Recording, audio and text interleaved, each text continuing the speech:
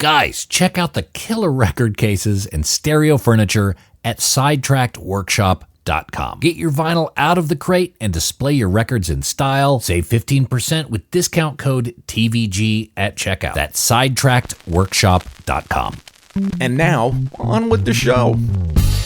Welcome to The Vinyl Guide, the podcast for record collectors and music nerds. Here's your host, the biggest record nerd of them all, Nate Goyer. Well, hey everyone, it's Nate.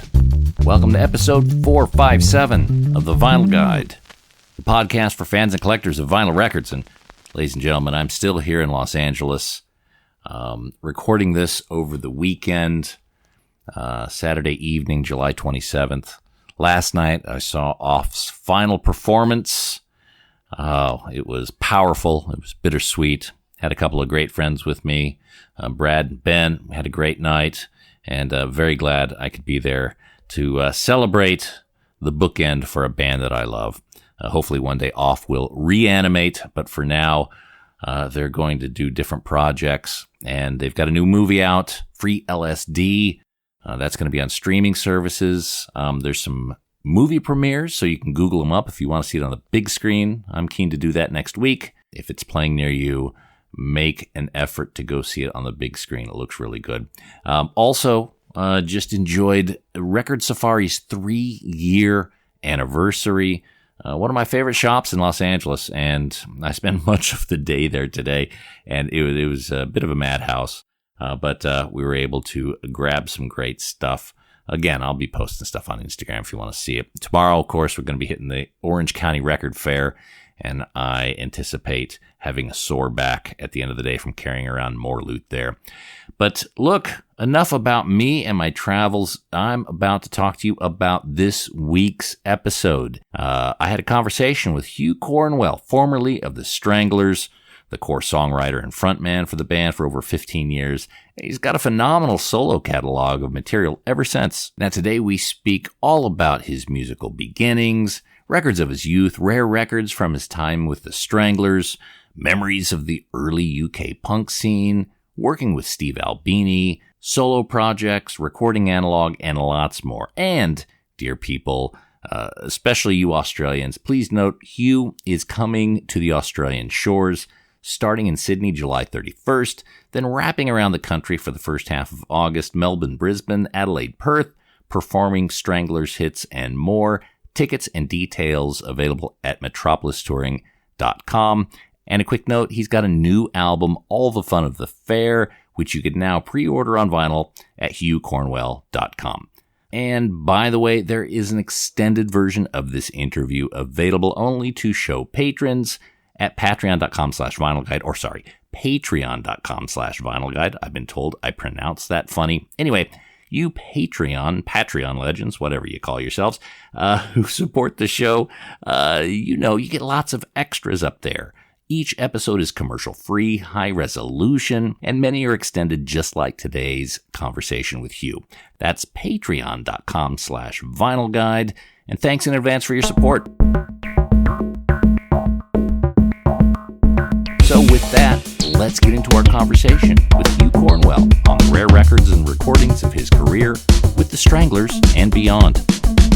All right, ladies and gentlemen, here on the Vinyl Guide this week, Mr. Hugh Cornwell, who is probably packing his bags about now, getting ready to come down to Australia. Starting July 31st, Hugh and his mates are going to be performing Stranglers hits, classic solo songs with a full band, starting in Sydney, going on to the Blue Mountains, Melbourne, Brisbane, Adelaide, and even heading out west to Perth. Metropolistouring.com is where you get the tickets. And Hugh, you have quite a following in Australia. You're coming at the coldest time of year, so you must really love it down here. Yeah, well, I mean, I was due to come last year and the year before, but the arrangements hit a brick wall, and so it got postponed. And now we've ended up coming now at this time of year. It's the first time I've been down there at this time of year. So it'll be a different experience. Yeah, I don't think you're going to need your board shorts or anything like that, but it's probably No, not I as don't cold think as so. you're experiencing at any given time up in the UK.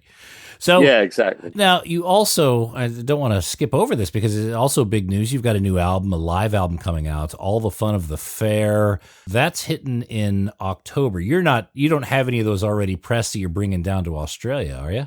No, unfortunately not. No, I think the soonest I'm going to get them is the middle of maybe early September. Unfortunately, that's not going to be possible.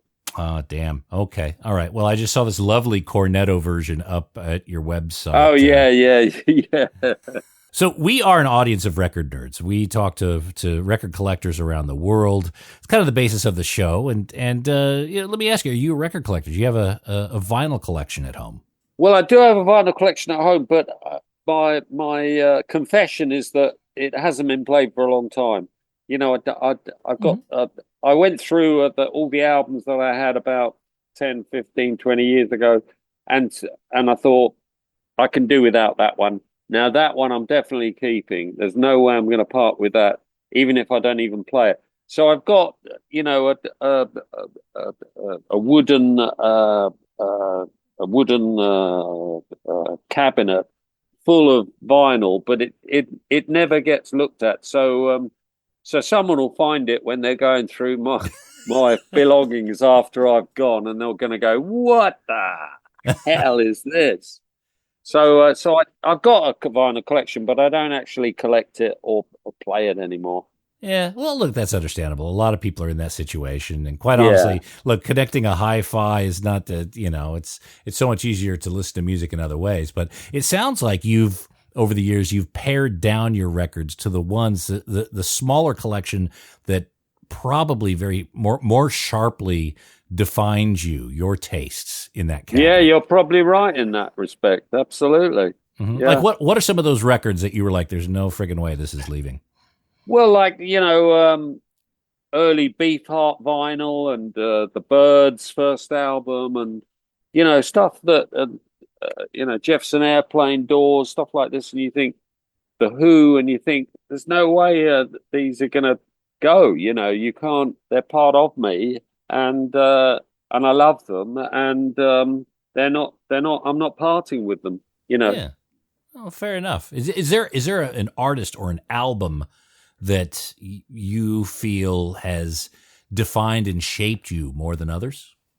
Not really. I mean, there's been I was exposed to so many different kinds of music when I was younger. You know, I had two elder brothers and an elder sister, and so my dad was into country and western and trad jazz and classical music. So we had those three kinds of music all whenever he was around. And then my eldest brother was into blues, and I shared a bedroom with him. And he had his blues collection. And then my second eldest brother was into rock and roll. So, you know, I got this cross section of all these different kinds of music. Oh, and my eldest brother he was into blues and jazz, but I mean bebop jazz and stuff like that. And also, so he introduced me to Art Blakey, you know, and stuff like this when I was like a young teenager, and Mose Allison and Sonny Terry and Brownie McGee, you know, great blues legends. So I was bombarded with all this kind of music. So there isn't really one. I couldn't focus on one record particularly. I mean, I've got my favorite rock album, I've got my favorite this album and that album, but there's not one record that stand alone. I'm sure not. Wow, that's quite heavy. Fantastic tutelage. I mean, Art Blakey and a lot of the bebop jazz. So it sounds like, you know, from a very early age, music was quite valuable currency in the Cornwell household. Yeah, it was. It was always around, and that's why I find it even more astounding to comprehend, to get to grips with the fact that my father was very unfavorable to me becoming a musician. It doesn't make sense, does it? Didn't you say he played music? Well, he didn't. He tried to learn to play the clarinet, but all he used to do was get the local dogs howling outside the window when he played Okay. after he came home from work. But you'd think with exposing me to all that music, you know, that he's sort of going, when I become a musician, well, that makes sense, you know. But he didn't. He was totally anti the idea and did never approved of it, you know, which is bizarre, isn't it? Yeah. Was he around enough to see you have some success with it? Yeah. Oh, yeah. But he never really showed an interest or approved. He didn't approve. He didn't approve. What did you start with guitar? Was that your first instrument? No, I mean I started with my voice, and I could call my voice an instrument. You know, I was singing really, really young, really young. From a few years old, I was singing, and in church choirs and stuff like this when I was 10 years old and stuff. And then my first experience was learning to play bass at school in a band. And I was in a school band with Richard Thompson. We were at school together when he was living in England with his parents. Now, was that electric bass or a stand-up bass? Yeah, electric. Well, it was a homemade electric bass that I bought off a guy, and it was homemade, and it was awful. The action was terrible.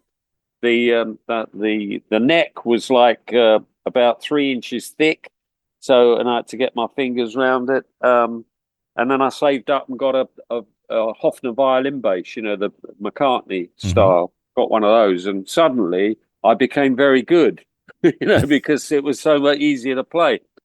And about the same time, I started getting interested in guitar, so sort of taught myself to play guitar. But playing guitar has only been of secondary importance to me. The most important thing is my singing, you know, and the guitar playing. I've never rated me as a guitar player, and I'm the first to say that I'm lousy a guitar player, and it's only there as a something to do when I'm on stage, really. Oh, okay. A bit of a security blanket. Yeah. Okay. Well, it sounds like you did follow an academic approach early on. That's right. And then you got a degree and then went on to a PhD, if I'm not wrong, but then dropped out of the PhD program. Is that right?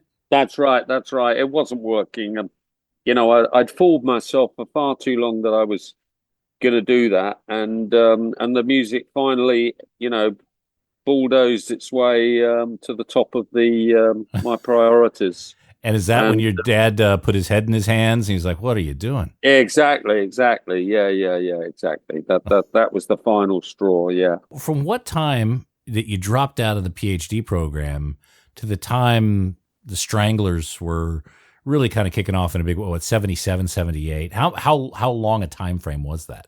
Well, it was I was in a band then in Sweden when I was doing this PhD called Johnny Socks, and there were two draft dodgers from America and two Swedish guys, and myself. And one of the Swedish guys, the lead guitarist, who ended up in the Stranglers, he dropped out. So there was four of us, two draft dodgers, me and the Swede on bass, and I was the only guitarist playing rhythm guitar. We moved to England from Sweden in '74. And then Gerald Ford got into office as the American president and offered an amnesty to the draft dodgers. So the American drummer wanted to go back to America, so he left, and I drafted in Jet Black, found Jet Black, and he sounded like he was interesting, and had to bring in. So he came in on drums, and then the singer wanted to go back to America under the Ford amnesty program. So he went back, and at the same time, the Swedish bass player left. So suddenly, it was just me and Jet in Guildford. And I drafted in John Burnell to play bass. I knew that he could play fingerstyle guitar, you know, he could play and he could read music. And so I drafted him in, and that's how the Strang started. So it's it wasn't it was a gentle metamorphosis, you know, from one band into the other. Johnny Socks became Johnny Stranglers, became the Stranglers sort of thing.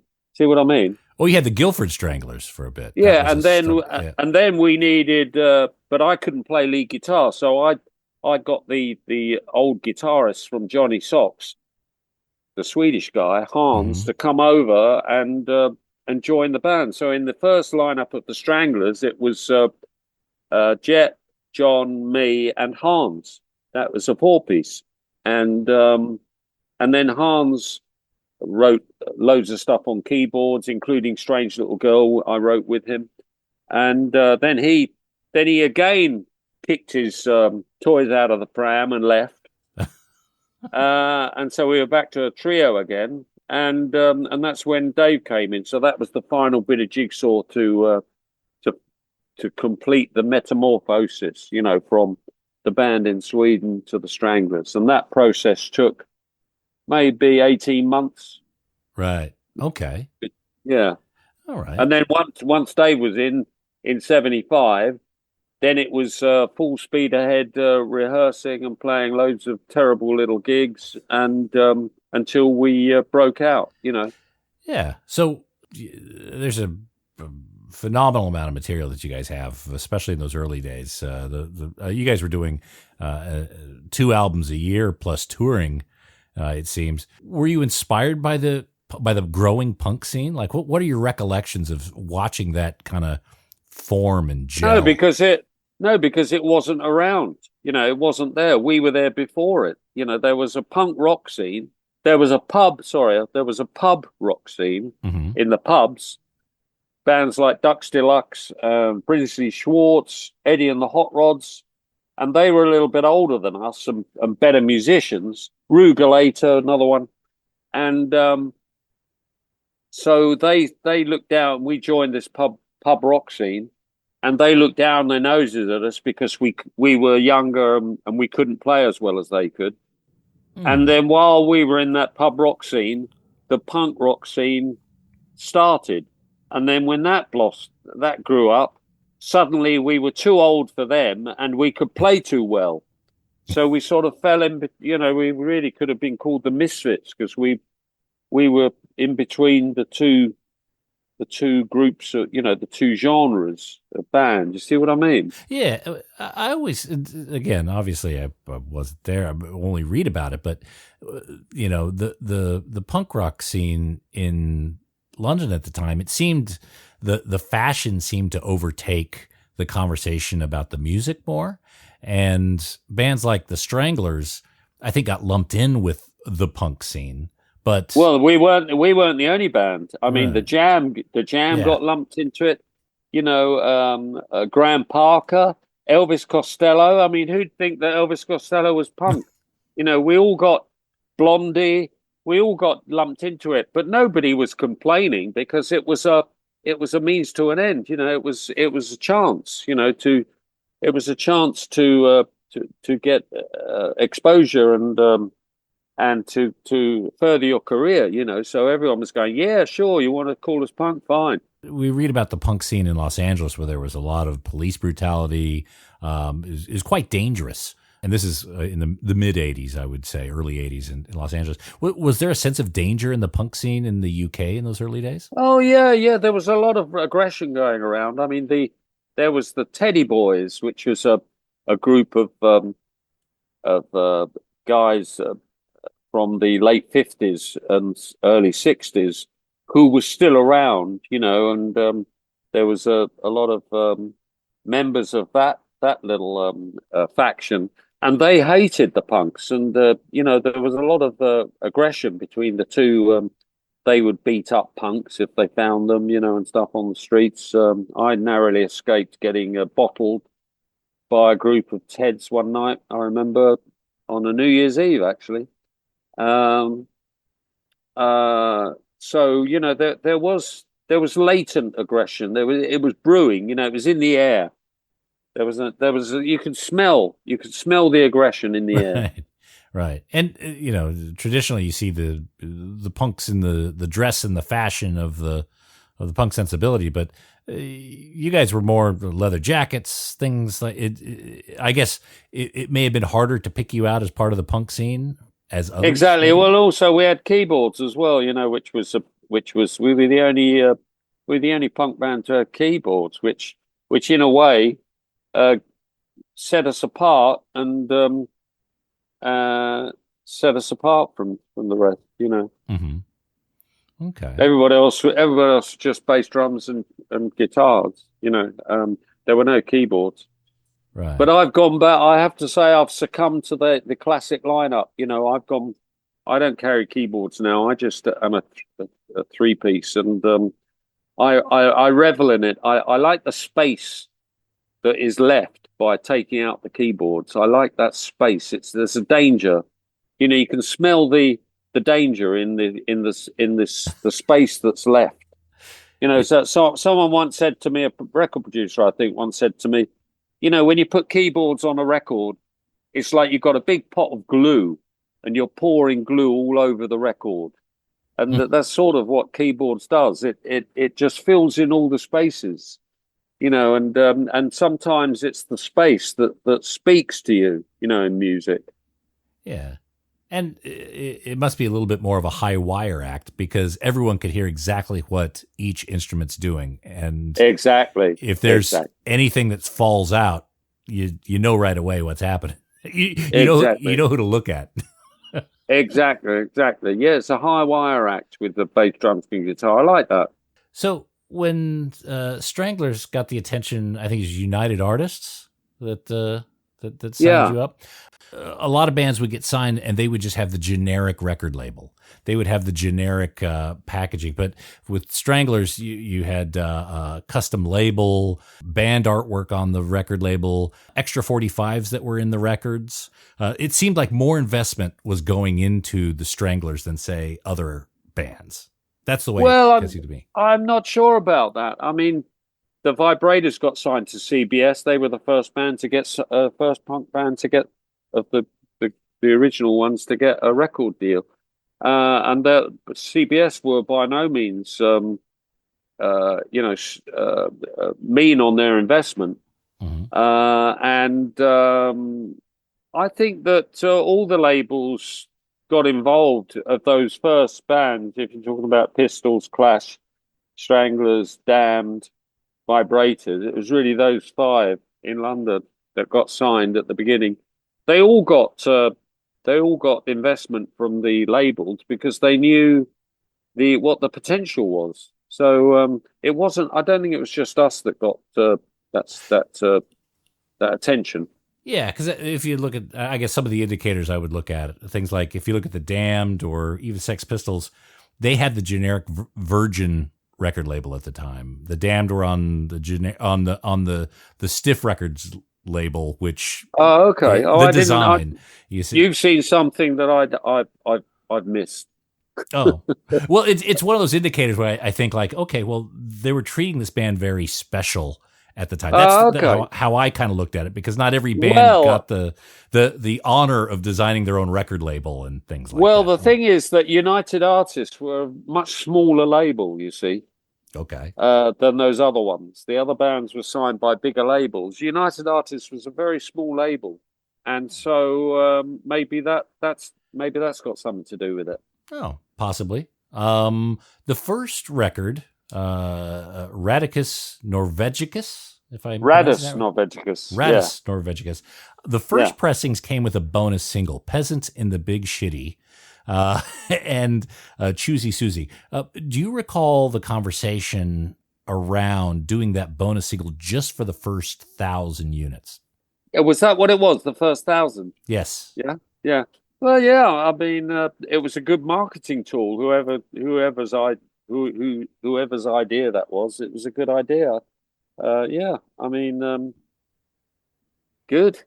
Great. So it was really to kind of like, okay, get the first 1,000. You want to kind of give people a reason to pick that one up versus anything else, or absolutely versus waiting for. Okay. Yeah. And it happens all the time now, this sort of stuff. Extra tracks. If you buy this format, you get extra bonus stuff. Yeah. Order now and you get a Cornetto looking record. Yeah. Yeah. Order this record, free Nelson Mandela. You get a free Nelson Mandela with it. So the Big Shitty track made it to No More Heroes. Did you guys record a lot more for that first album and then use it for No More Heroes? Or that's exactly what happened. We only had to come up with a few more songs in order to have enough for the second album. Yeah. That's absolutely right. I do want to talk a little bit about the more recent albums, Moments of Madness and Monster. So let me let me quickly kind of jump ahead here. Okay. Yeah. In your solo works now, you've got many albums over the past 30 years under your name specifically, several different record labels. Some of them have come out on vinyl. A lot of them have come out on CDs and other formats. Do you have all the tapes and the access to masters if you ever wanted to press vinyl copies of some of the albums that you haven't pressed vinyl on? Hey there, all you record nerds. I want to tell you about BagsUnlimited.com. BagsUnlimited.com has a huge selection of vinyl record supplies. Whether you collect LPs, 7-inch singles, 78 shellacs, or anything in between, BagsUnlimited.com will sort you out. From polyline sleeves to cardboard record mailers to 7-inch storage boxes and archive quality record sleeves, protect your records of any size and shape at BagsUnlimited.com. Whether you have a small personal record collection or you're running a massive record shop, you can grab a small supply or even buy in bulk at BagsUnlimited.com. And they've got some really incredible, unique stuff. BagsUnlimited.com even has special size sleeves made especially to protect your box sets, storage boxes and sleeves for cassette tapes, protective supplies for reel-to-reel, and yes, even 8-tracks. Just go to BagsUnlimited.com, click on Audio Supplies, and prepare to be impressed by all the options they have. That's BagsUnlimited.com.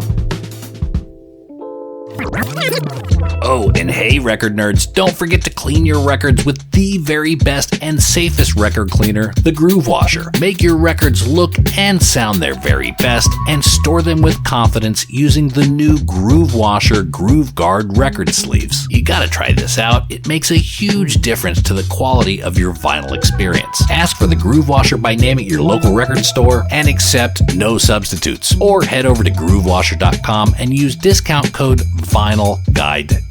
All hail the Groove Washer. That's groovewasher.com, discount code VinylGuide10. You've got many albums over the past 30 years under your name specifically, several different record labels. Some of them have come out on vinyl. A lot of them have come out on CDs and other formats.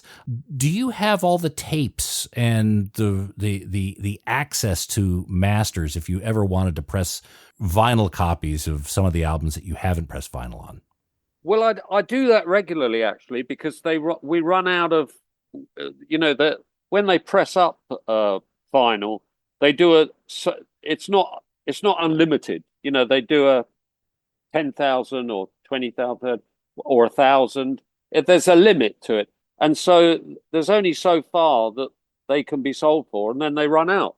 Mm-hmm. And over this period of time where I've been making all these records since I left the Stranglers, we have run out, and then we look around to see if we can get hold of the original tapes and reissue it. And a case in point happened recently. I've got an album called Hi-Fi, which Laurie Latham produced. Mm-hmm. So my second album that I did that he produced of mine. And we'd run out of this exact case happened. Suddenly it became clear that we should release this album Hi-Fi on vinyl again. So we decided to redo the cover, and then my manager said, "Why don't you remaster it? Make it another new thing about it, so it's different from the original." So okay. So I went into the studio with the mastering engineer, with the original, material, the original mixes, and he was having trouble, and he said, "Sorry, Hugh, but I can't really do anything with this. I can't get my teeth into it." I said, "Why not?" He says, "Well, there's too much on it. It's dare I say it, overproduced." So I thought, oh, okay. So what I did was I went away and I found all the original tapes and remixed it, basically, taking out stuff. And I ended up with a new version, remixed, and then I took it back to the mastering and he said, "Now I can get my teeth into this." And he remastered a new set of mixes. So this which is still available now, this vinyl edition of Hi-Fi, this album, which is about 25 years old, give or take a couple of years. It's not only is it repackaged and remastered, but it's been remixed as well. And a lot of the songs, you can hear what I'm singing now, and stuff like that. And to me, it's very important that you can hear the words. The words I write are very important to me. And and I hate these records where you've got to read the notes or the booklet to find out what they're saying. I don't like that. I like people to be able to listen to my music and be able to understand what I'm singing about without having to read it off the subtitles. Do you know what I mean? Yeah. So for me, it was I was happy with that because it meant that I had more control over the how clear what I was writing about was coming across. So let me guess, the culprit was too many keyboards. Is that it? That's too many guitar tracks. Actually, Okay. he'd smothered the whole album with dear old Laurie. He'd smothered the album with extra keyboards, extra guitar tracks. God knows if. So I simplified it. And really, it's now going to be a lot easier for me to play some of those songs off Hi-Fi live because now I can hear what's going on, and just get the basics. The whole thing about a great song, you can take a lot of stuff off, but it's still a great song. Right. Like, for example, you can take a great song like "Hanging Around," for example, an old Stranglers song. I can play that on acoustic guitar, and it still sounds like a great song with no keyboards, no drums, no bass. With an acoustic guitar, and that's the secret of a good song. So now some of those songs on Hi-Fi, we can now think about playing live because now you can hear what's going on and you can go, oh, okay, yeah, well, there's that. That's the less main is guitar more. track. Yeah, exactly. Less is more. And I don't know if the advent of the popularity of vinyl is actually opening the door to more of that sort of reinterpretation. Does vinyl sound better when there's less signal on it? When there's less things going on. Can you tell me if that's true? that as a general statement, I can't say if that's true or not. I do think the experience of vinyl and having a record almost kind of maybe not forces, but urges the listener to really sit down and to really take it in. And maybe it's that experience that allows people to really kind of be a little bit more in the moment with the music than if it was just a passive digital stream.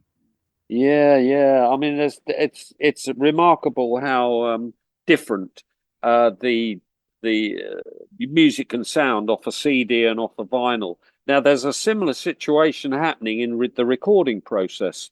In that most people record digitally. Correct? Am I correct? Mm-hmm. I think I'm right. Yeah, it's much easier that way, I think. Yeah, cheaper too. And it's cheaper and it's more efficient and quicker. Now, before you could do that, everyone recorded on analog tape. Okay, right. But now, unfortunately, there's something about a signal coming off analog tape that has got more body and more emotion than digitally. And it's a fact. Everybody in the music business does the same thing. When you hear something that's analog, it's warmer, it's got more frequency range than digitally. And it's the same sort of thing as with this thing about vinyl and CD and digital. You see what I mean? The difference between the two. So what I do now when I record is I record digitally, but then I put it onto analog tape afterwards. Right. And then take it back off and then mix it. So it's gone through an analog stage, and it gives it that drums just explode. You do that, suddenly a drum kit goes, it explodes frequency wise because suddenly it's gone on. It's like it's been recorded on tape. Do you see what I mean? So okay, so it's fascinating. So you record digitally, let's say Pro Tools or whatever. You record it into a digital format. And then towards the end of the process, you take each of those tracks. Let's say you had 16 or 24 digital tracks. You dump them one by one, or you mirror them onto a 24-track tape. And that's what you use to mix. And take them back off the tape into digital. Okay. You don't mix the analog tape. It's just the process of them being sat on tape for a moment and taken off again. And then your bass drum is on track 1 digitally. You move that to track 1 on an analog tape, and then you move it back to track 1 on digital. Exactly. So you've done a bounce. You've done an analog bounce, basically. Wow, that's almost like music laundering. As long as it kind of goes through one. Yeah, it is, isn't it? It's laundering. But I mean, and I tell you, it's amazing what it does. We've sat down and compared, listening to pre-bounce, post-bounce, musical pieces of music, and compared them, and they suddenly get really fat, because they've been on analog. And so it's a similarity, this thing about the sound, with being on vinyl, which is sort of, I'm comparing to analog, and CD, which I'm comparing to digital. You see what I mean? Yeah, I guess my question is, once it's on the tape, why have another generation to digital? Why not just mix it while it's on the analog tape? Because that's a good point. You can do more in the mix if it's digital. There's less you can do it's the cumbersome, 2-inch tape machines. I've still got one, but it's cumbersome to have you've got to keep them maintained the whole time in tip-top condition. And so what I do is, I've been doing it, and long may it last. I send them over to dear old God rest his soul, Steve Albini's studio in Chicago, right. and they do it for me. And they've got machines there that are great advert for their studio. Actually, Electrical Audio. They have 1-inch 24, a 16-track, 1-inch 16-track, 2-inch, 24-track 2-inch machines that are tip-top condition all the time, and so it's dead easy. You just buzz the files over there to them. They do a pass. They take it back out and send it back to you the same day. Right. Like taking things to the laundry. You're right. Or I'm thinking more laundering money. Is as long as it goes offshore and then comes back. Exactly. So there you go. This is interesting. We've continued because we've come up with something that's of interest to the vinyl people, you see. Oh, 100%. Well, look, you brought up Saint Albini. You worked with him on, I think, Totem and Taboo, if that's right. Yeah, we got on great. He was a very idiosyncratic man, but then so am I. And we recognized that about each other, and we got on really well. Yeah. He was a friend of the show, and he was, again, he's a big fan of vinyl and all things analog, as you know. What was his approach? I guess Totem and Taboo was the first time you worked together. Yeah, that's right. Yeah, the only time. The only time. Yeah. What was it that you learned working with Steve? Like, what was the thing that you came out of those sessions with a different outlook for future recordings? That's good. Yeah, it's a good question. Well, Steve showed me how different you can make something sound. Like a rhythm guitar track. Someone strumming a guitar. Okay, Well, he showed me all the different ways that different ways it can, how on earth it can sound, different ways it can sound, and they're all different from each other. So he taught me about frequency, like the differences that you can affect in the sound of of an instrument. And I wasn't really I sort of knew about it, but he didn't. It wasn't clear how that was being done until he showed me. By he'd go, well, how do you want the guitar to sound on this track, Hugh? And I'd go, I want it to sound, like a glass breaking. You go, oh, okay, so well, let's put it in this amp. So he put it in this amp, and he went like this, and play it. And he go, no, I want it more searing. So I go, okay, well, what about if we put it in this amp? And we'd spend quite a lot of time,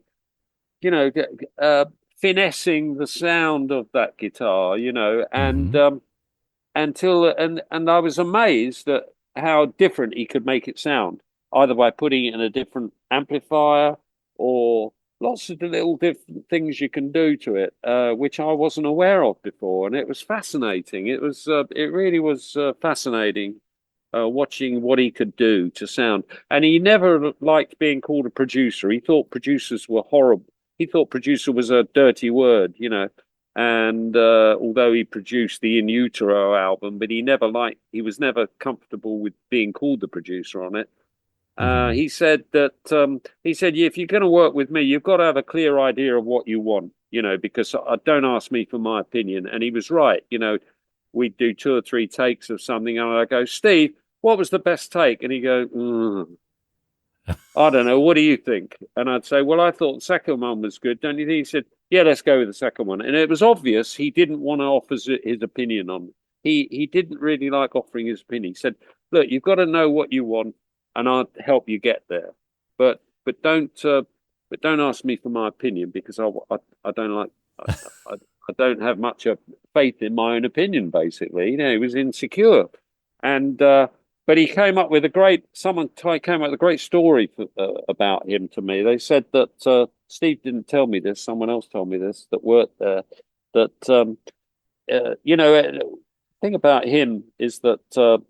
The amazing thing about his setup there in electrical was that anybody could go and work.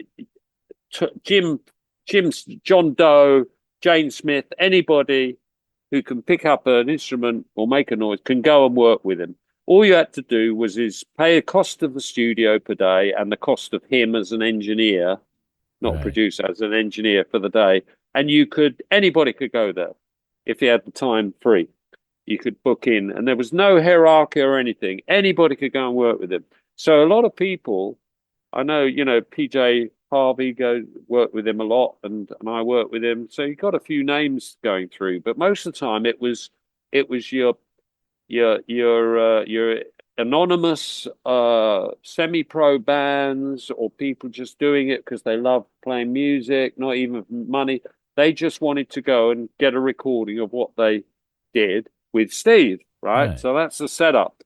So he's getting people coming in for 10 days or a week or whatever they can afford. They'd fly in from anywhere in the world. They'd record with Steve Albini. He'd mix all the tracks in a day. They'd record 10 tracks in 5 days, and then he'd spend the last day frantically mixing it, and then they'd go home, and that would be it. Next, and a bit like a doctor, like a dentist who takes teeth out. He'd extract the recording and then send them off, and next patient in. So this is the scenario, right, that I've just set up. So apparently there's this one band came from England to work with him for like a week or 10 days. And, just one of these bands, semi-pro bands or whatever.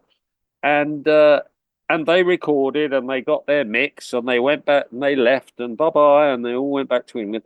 And then the following week, Steve got a call at Electrical, and he picked up the phone, and the guy said, "Oh, hi, it's Jim Bloggs," or whatever his name was. He said, "Oh, yeah, you were here last week." He said, yeah. He said, "Well, are you enjoying listening to what we recorded?" And he goes, "Well, that's what I was calling about." And he said, "Well, what what can I help you with? He said, well, we don't like the way that it sounds. We don't like the way the tape sounds. And so Steve just said, but that's what you sound like.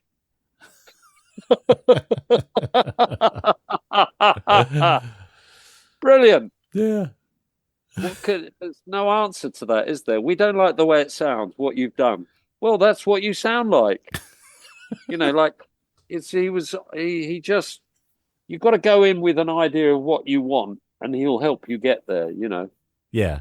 He'll capture. Yeah. And I never worked with him like a musician would, but he seemed to be very expert at capturing the sound, getting the sound of the band for better or for worse. Exactly. And he didn't faff about. These bloated record company budgets that they used to have were not something that he was comfortable with ever. Exactly. Yeah, he wasn't comfortable at all with it. And that's why he called himself a sound facilitator once to me once, He said, I'm a sound facilitator.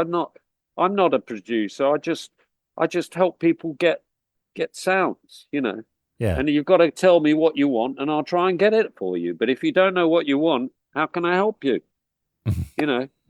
So with me going, now make it a bit like breaking glass. He'd go, I get that. I get that. Yeah. What? Put more like this. Yeah. A bit more like that,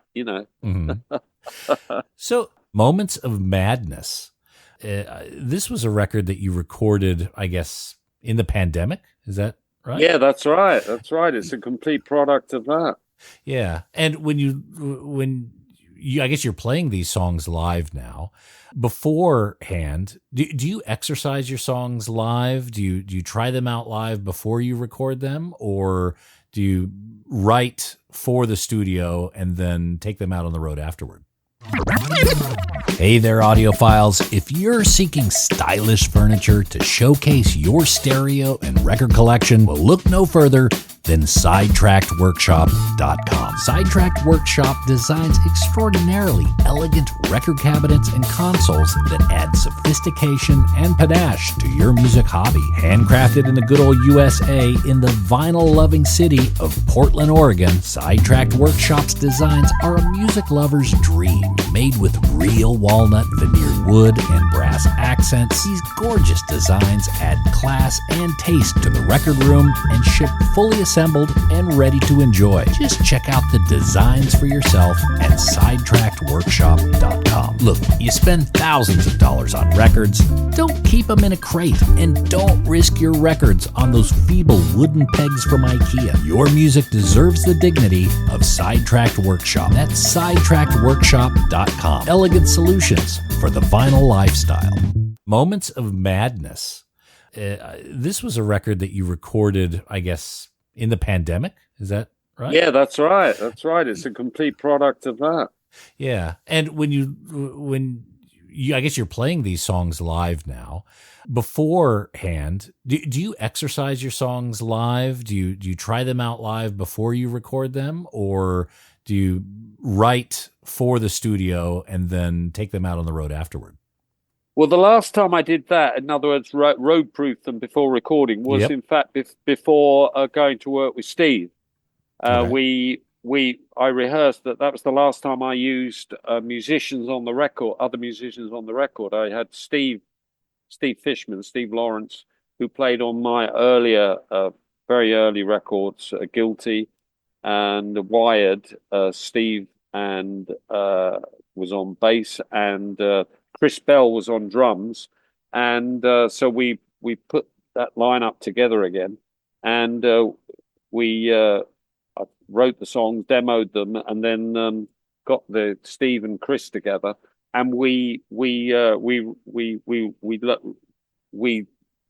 rehearsed them up, routine them up as live tracks, because we knew that one of Steve's fortes was recording live music, so we thought, well, let's go along that route. And in fact, before we went to record, we actually did a showcase gig in a place called Guildford, in a little venue there, and invited sort of fans along to to come and listen to the new album. Mm-hmm. So we went on stage and did the whole of the new album, a whole of Totem Taboo live before it was recorded, and then took a break. And I said, well, we'll be back in 15 minutes. So we went upstairs to take a break, have a drink, and we came back down again. And they were saying, the people were saying, what are you going to play now? And I said, well, we were going to do some Stranglers songs. And they went, but we want you to play the new album again. But we didn't play the new album again. But that's the last time that's happened. Since then, when I record, I just it's quicker for me to record because when I'm recording, I'm writing as well. I go in with half finished songs and then I make the rest of it up in the studio, which I love doing. You end up with a sort of spontaneity about it and an emotional input, which you don't get when the song is finished before. It's almost like when it's written before you go in the studio. It's almost like it's been sewn up. It's all neat and tidy and sewn up. And then you're recording it. You're just doing it painting by numbers. But I go in with a half finished song, lyrics and music, half finished. And that way I can make it up as I go along. And you get this vibe of spontaneity in the studio, which I love. And so, and to do that, it's easier to do that with just me and my engineer to do that. I guess I could see that from a musical perspective, but knowing how important your lyrics are to you, is that something that you like to have a little bit more crystallized when you go in? Because I might end up, with this spontaneous bit of music now at the end of the day, and then I'll have to go away with the music and do it a bit more tie the lyrics down a bit more, obviously. Yeah. Right. Okay. When that happens. Yeah. Unless I'm really lucky and I get really inspired in there and go, oh yeah, play that back again. Yeah, I got first verse. Then your luck's in because you could get it all done and dusted immediately, which would be great. Do you approach songwriting like regularly, like every day or a certain time that you do it, or do you have to wait until kind of the muse hits you and then it's just like a burst dam? Well, I'm always making notes on my phone, either musical notes or rhythmic notes or lyrical notes about, which I can use at a later date. And then when I come to the time, the D-Day, when I have to go in the recording studio to record, then I'll go back to my notes and listen through them, go, oh, yeah, that was a great idea I had there. Yeah, okay, well, I'll start with that one. Mm-hmm. And so I'm always keeping a notebook, which I then refer to when the time comes to actually, commit stuff to tape and get the record written and recorded. Mm-hmm. Okay. So it's you set up a routine or devices for you to be able to capture those moments, but exactly. But you don't almost, going back to Steve Albini, he kind of punches the clock in, and he's just, that routine of, okay, I'm gonna work on some material between 10 and 12. I'm going. Yeah, I wonder how he would. I don't know how he would have dealt with me writing and recording at the same time. Well, he'd have probably been scratching his head then. Knowing Steve, that probably would have raised his eyebrow, if not frustrated him. Exactly. Yeah, raised his eyebrows. Yeah. Until he sees, okay, this is just the way it is, and we know we're going to get something. He's probably dealt with dozens of people, maybe hundreds, who have left parts to be done and then struggled to complete it, which frustrates everyone. Yeah. Okay. Yeah. But damn it, Hugh, you're a professional. You know how to bring it home. Thank you. Oh, that's very nice of you to say that. Thank you. All right. So, Hugh, I'm going to start wrapping up. Is there anything you want to talk about we haven't talked about? Okay. Well, I've got a great podcast I'd like to plug. If anyone there who is into vinyl is into movies as well, you may or may not know that I've been running passionately been running a free podcast called Mr. DeMille FM. And it's all about, the movies and the business of movies and people's careers and genres of film. And I do a show every month in which I record about someone's career or a genre of film, or maybe I get the chance to do an interview with somebody. I've just done an interview with David Arnold, who did the music to 5 Bond films. The most after John Barry, and he was gracious enough to give me his time to do an interview. So I've got an interesting interview with David Arnold, and we've gone through, and he's picked some of his favorite films, and we talks about why he likes them, and we play a bit of music from them. So it's studied with music all the time, the program. Now, I know you did an album about Nosferatu. Are you a bit of a silent film nerd? Not really, funnily enough. It's funny. I don't. It's not my first choice to sit down with a silent movie, but if there's a good movie that's rated, that's silent, the fact that it's silent won't stop me watching it. Right. I've seen a few, and they can be fantastic. There's something about silence that when you're watching a movie, it gives you a lot more room to think about what you're visually seeing. Because the addition of sound to images is very manipulative. It can be very manipulative. You can watch Psycho without the Bernard Herrmann's music, and it's a completely different film. So it's very manipulative.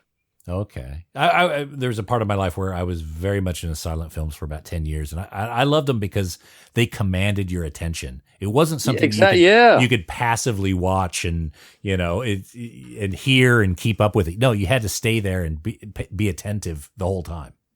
That's right. Yeah. I mean, but a lot of the time when they were showing these silent movies, they had a piano player or something going at the same time. So a lot of the time they weren't silent films, although they were recorded without sound. They had a live accompaniment, didn't they? Yeah, but I guess you couldn't follow the plot if you weren't paying visual attention and reading. Yeah. Okay. Yeah, no sound. No, you had to read the captions, didn't you? Yeah. And read the looks on people's faces. The eyes, right? Exactly. Who was it who said that? Barbara Stanwyck. She said, "I've just done a bit of research on Barbara Stanwyck because her early work was in the pre-code years in the early 30s, and she did a fabulous number of films where she played independent young women, championing ideas that were totally antisocial or totally against the code of ethics that was in place at the time. And she got away with murder, the films that she was in. So one of her quotes was that forget about acting, it's all about the eyes.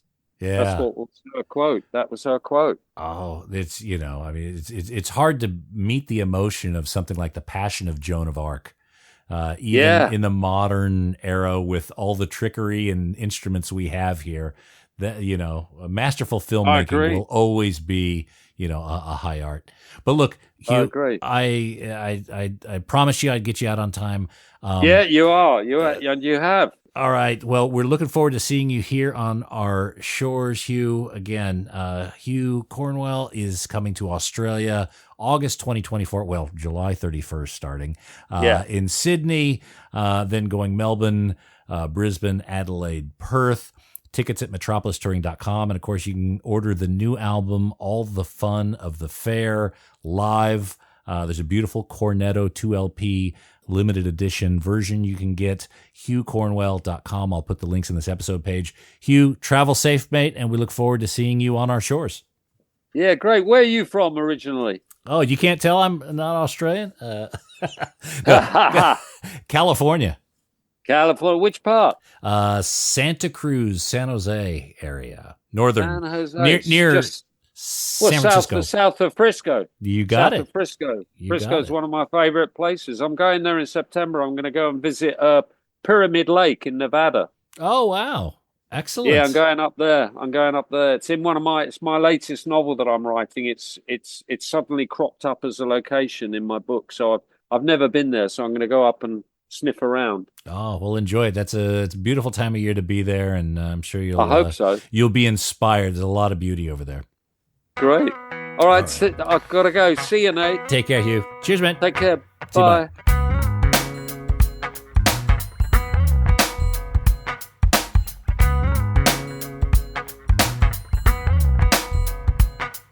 Oh, very good. Thank you very much for spending the time with us, Hugh. And by the way, everyone, check out the extended version of this interview at patreon.com/vinylguide. There's a funny little exchange in there that I think is quite amusing. Patrons will hear all about it. But yeah, it gives you a little behind the curtain view at sometimes some of the complexities of running a podcast like this. But yeah, special extended version available only at patreon.com/vinylguide. And that's it for this episode of the Vinyl Guide. Thank you so much for tuning in and downloading. Thanks to everyone who is sharing on social media, putting them in Reddit forums and Facebook groups and on their pages and tweeting it out. That is hugely appreciated. And a huge thanks to everyone who leaves us positive reviews on Apple Podcasts and Spotify. That's a huge help too. We'll be back shortly with a brand new episode. So until we talk next time, get out there and buy some records, people. Cheers.